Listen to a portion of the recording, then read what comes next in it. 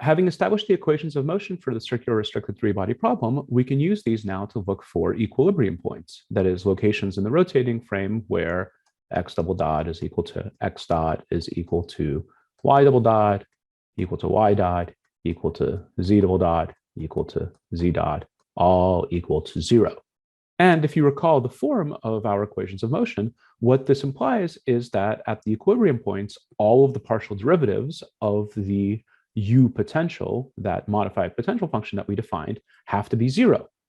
And so we can write partial of u with respect to x, y, and z, which have these forms, all have to be 0 at the equilibrium points. And once again, we see that z is kind of off doing its own thing. It has a trivial solution for z equal to 0.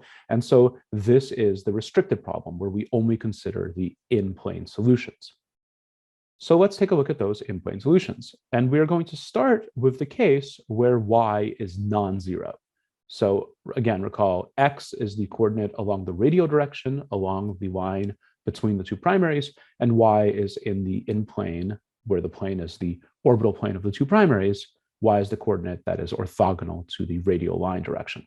So we're looking for off-axis solutions first. And so in the case where y is non-zero, we can take these two sets of equations and write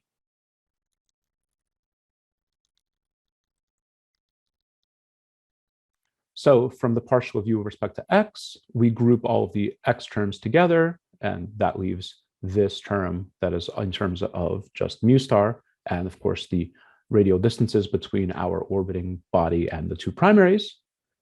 And we have this expression, x times the quantity 1 minus 1 minus mu star over r1 cubed minus mu star over r2 cubed, the whole thing minus mu star times the quantity 1 minus mu star over r1 cubed minus 1 minus mu star over r2 cubed. And this whole thing is still equal to 0 because we're looking for the equilibrium points. Now, from the partial of u with respect to y, we can write where now here we've just factored out all of the y terms, and we find that 1 minus mu star over r1 cubed minus mu star over r2 cubed must be 0 at the equilibrium points. And you will notice that this exactly matches this term in our x expression.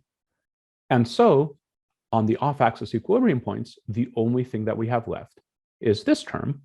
We can factor out the mu star, and we see that 1 minus mu star over r1 cubed minus 1 minus mu star over r2 cubed must be equal to 0, which is the same thing as saying r1 cubed must be equal to r2 cubed.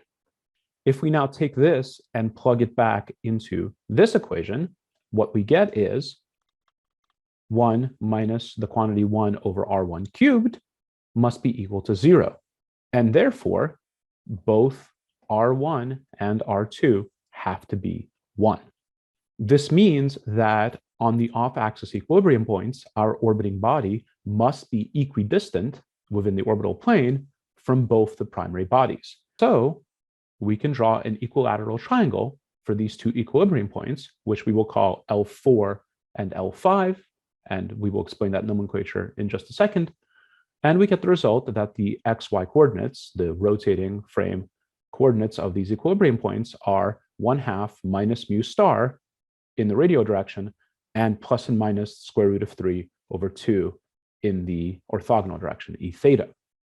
We can also calculate the associated Jacobi values of these 2 points, and that is just evaluating our u function at these coordinates, and we get that the C4 and C5 associated Jacobi constant values are negative 1/2 times the quantity 3 minus mu star plus mu star squared.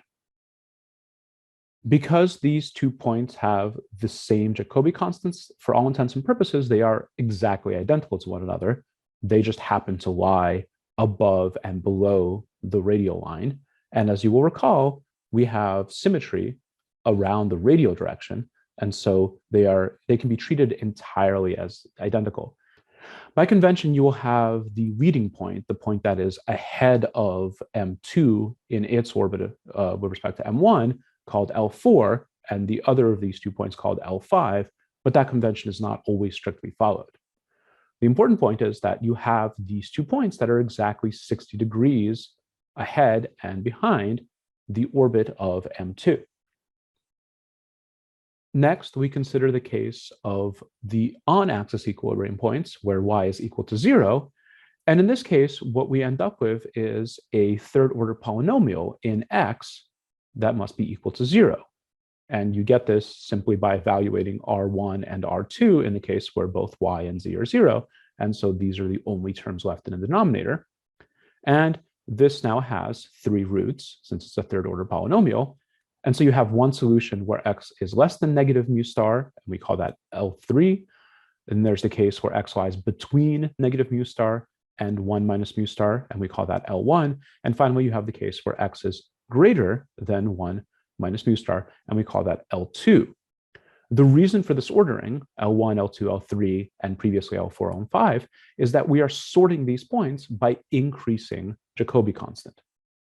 And so if we evaluate the C1, C2, C3 associated with these, they are now not equal because these are now points that are lying along the ER direction, and so they are spaced in the non-symmetry direction, and so they will have differing Jacobi constant values.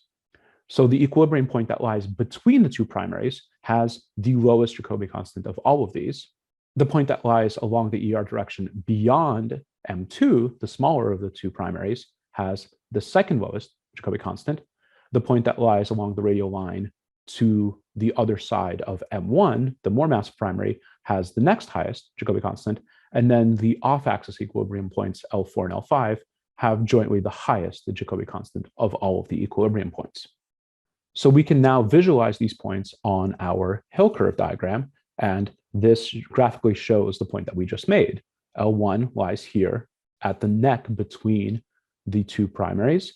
L2 lies beyond the less massive of the two primaries, L3 on the other side of M1, and L4 and L5 all the way up here.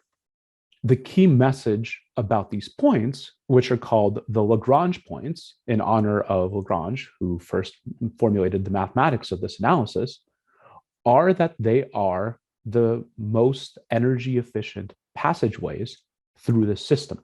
If you wish to travel between the two primaries, your most energy efficient trajectory is going to be through L1.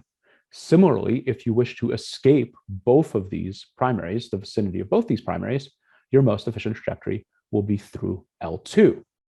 To reach L4 and L5, you effectively have to have the maximum possible energy of the system.